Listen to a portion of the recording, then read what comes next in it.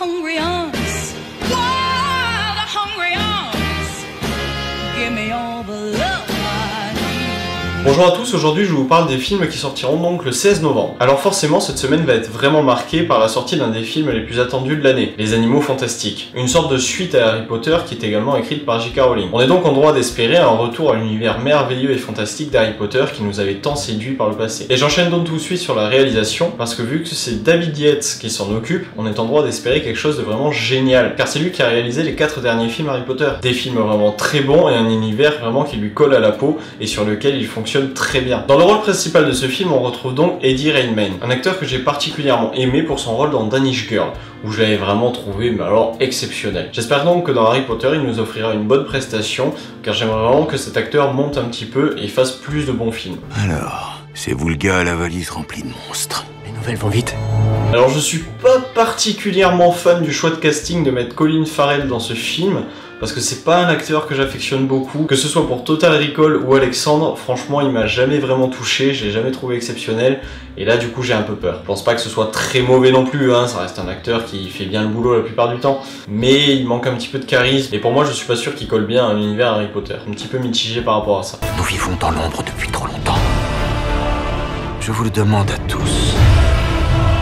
Qui cela protège-t-il? Tout le reste du casting, c'est relativement que des inconnus, ou des acteurs qui ont peu tourné et fait peu de choses vraiment très importantes, on va dire. Mais en même temps, c'est comme dans les précédents Harry Potter, car au final, que ce soit Daniel Radcliffe ou Emma Watson, on ne les connaissait pas, ni l'un ni l'autre, et ils sont apparus comme ça, comme des étoiles, et ils ont fait partie de nos vies, et c'est vraiment aujourd'hui des étoiles montantes du cinéma. Surtout pour Emma Watson, qui est de plus en plus placée au premier plan dans les films dans lesquels elle joue. J'aimerais ajouter que ce que j'attends le plus des Animaux Fantastiques, c'est un univers vraiment fantastique. Là, il faut mettre la barre vraiment très très haute. On peut pas se permettre, dans un film qui s'appelle Les Animaux Fantastiques, de ne pas montrer d'espèces d'animaux fantastiques. Je veux en voir des dizaines, je veux voir énormément de variétés, et beaucoup de créations originales. Vraiment originales, attention, pas nous mettre un griffon. Les griffons, il y en a partout, on les connaît. Là, je veux quelque chose de nouveau. Pour moi, on va voir un Star Wars pour voir des centaines et des centaines d'espèces extraterrestres différentes.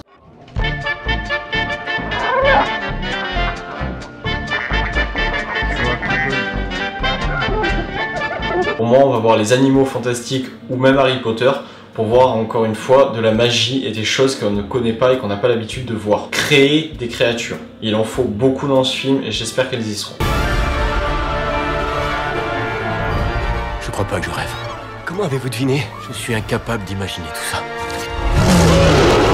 Vous vous en doutez, j'attends énormément de ce film, je languis vraiment de le voir, je suis impatient comme pas possible, et s'il y a une avant-première demain, je fonce la voir, même si elle est à l'autre bout de la France.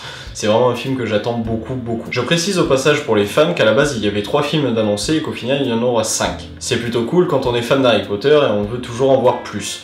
Petit problème quand même, c'est que le bouquin est épais comme ça, et qu'au final on promet 5 films. J'ai un peu peur qu'on fasse comme avec le Hobbit et qu'on n'ait pas assez de matériaux pour faire autant de films et autant de durée. Bon après, vu que J.K. Rowling est quand même très liée au projet, elle pourra toujours écrire de nouvelles choses et nous donner de nouvelles idées. Pourquoi pas, ça peut très bien marcher. Mais attention quand même à ne pas tomber dans le on va broder pour faire des films et à faire de l'argent autour d'une histoire qu'il ne mérite pas. Voilà, je pense que vous vous en doutez, j'attends énormément cette sortie et je vous encourage clairement à aller le voir, car même si c'est pas bon, c'est Harry Potter quoi. On veut toujours en voir du Harry Potter, toujours plus, parce que c'est merveilleux comme univers. Comme deuxième film cette semaine, j'ai choisi Planétarium. Alors, pas grand chose à en dire mis à part la bande-annonce, car au final je ne connais pas du tout la réalisatrice et je n'ai vu aucun des films qu'elle a fait. Et je dois dire que ce film m'attire seulement pour sa bande-annonce et son histoire. Ce n'est pas un spectacle que vous allez voir, c'est une expérience que vous allez vivre. Un petit peu mystique, un petit peu mystérieuse et vraiment très intéressante de prime abord. Les plus renommés des médiums américains, les sœurs Barlow.